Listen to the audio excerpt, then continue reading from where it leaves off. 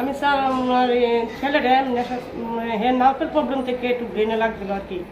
তো আমি বাসা বাড়িতে কাজও যাই গে, তো হেরেম টাইম মতো ওষুধ খাওয়াতে না। তো সেন্টারে নতুন নাগরিকটা খুলছে, আমার চিনা বলতো কইছে মাসিমণি তুমি 2 মাস যদি 5,000 টাকা 10,000 টাকা তো আর দিতে হতো না, তুমি হ্যাঁ যেমন তোমার ছেলে আমার ছেলে এমন ভাই যে আমার থেকে নিচ্ছে নিয়ে 3 মাস পরে আমার কইছে ফোন করে কইছে একটা নিজাবি সই দাঁড়াইতাম। আমি কে লেগে তখন কইছে যে একটা কাজ করেন, আমরা হেরে নিয়ে তো পারতেন না, আমরা হেরে ভালো করেছি যে আমরা সেন্টারে একবার একটা দেবো কাজ টাজ করাবো। তো আমি বলছি না, আমার একমাত্র ছেলে বাসার কাজ করে রাখা দরকার, আরও কষ্ট করবো ওলাকে আমি ধরনের রেখে এ কথা বেশি করে। এরপরে তারা 22 তারিখ আইনা তারা কইছে যে যখন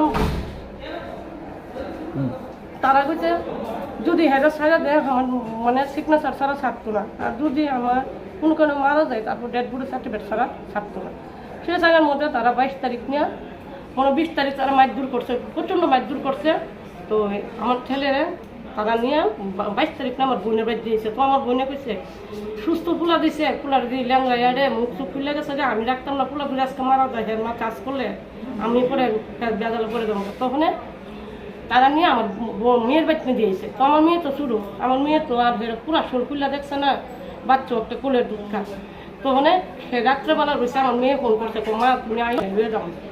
সকালবেলা গিয়া ফেলে দিয়ে ল্যাংড়ে হাটে, তখন আমি তো মা তখন সারা শোল খুলছি, খুললা দিকে মানে ফেচ্ছা বেতাগাটা এবং এতখানি ফুলা, হ্যাঁ এতখানি ফুলা পিঠটা পুরা তেতা পুরা করে রাখছে। তখন হেরে দিয়ে গেলাম কিরে কী হয়েছে, মা তোমার তুলা গালি দিছে, কমল তুলে গালি দেওয়ার পরে আমি তার লোকের তথ্য করণে আমার কম্বল ডাক্তার দিয়ে তারা 30 জনকে আমার খুব মারধর করছে। তা আমি কি করবো, মা 30 জনে মারলে আমি একটা তো কিচ্ছু করতে পারছি। কে মারছে? সেন্টারের সবাই মারছে। কোন সেন্টার এটা নতুন নাটক। কি নাম সেন্টারটা? এটা life cure foundation. Life cure foundation. এর মালিকের নাম হচ্ছে রাজু। কোনখানে বাড়ি? এটা মালিকের বাড়ি হচ্ছে কান্দান আমরা ঘুরে গেছ। কত টাকা দিয়েছেন আপনি? রাখছিলেন কতদিন? আমার 5 মাস রাখছে, আমার থেকে 7,500 টাকা রাখছে। আর 500 টাকায় আমি আবার আমার মানে কাজের বাড়ি থেকে মেস খাই না, বা তারা দিচ্ছি এমনিতে দেখ তোমরা মিষ্টি খাই। তারপর আমার ছেলেটার বেমার দূর করতে হবে। জীবিতে কবি ভর্তি হয়েছেন? জীবিত ভর্তি হয়েছি কালকে রাত্রে। এখন তো দেখেন আমার যে ওষুধ তো লেগছে, আমি নিজেই আমি নিজেই সুস্থ হয়েছি। আমি ছেলের কিচ্ছু পারতেছি না, অপারেশন লাগছে, ব্লাড লাগবো কইছে, আমি কিচ্ছু পারতেছি না, সিটি স্ক্যান করাইতে পারতেছি না, আমি টাকার লেগে কিচ্ছু পারতেছি না। সে অসুস্থ কতদিন ধরে আসলো? 22 তারিখ। সে কি নেশা করতো? না আমি কোনো নেশা করতো না। নেশা না করলে আপনি নেশা মুক্ত কেন্দ্র কেন দিলেন? এটা ওই একটু ব্রেনে আসলো দেখে উল্টা পাল্টা কথা বলতো, তো আমার মানে দাম দিত না, ওষুধ তো খাইতো না। তখন তারা কইছে আমরা এখানে দিলে আমরা ভাই বন্ধুর মধ্যে তো টাইম মতো ওষুধ খাওয়ামো, ভালো হয়ে যাবো মাসে। এখন মানে আপনারা কোনো এখন আমি পুলিশ কেস করছি, পুলিশে 30 তারিখ আমি জানাইছি আমরা এয়ারপোর্ট থানা বরবাবু, তারা আইসে কইছে তারা পরে আর কোনো অহনমিত আমার কিচ্ছু খবর নেই।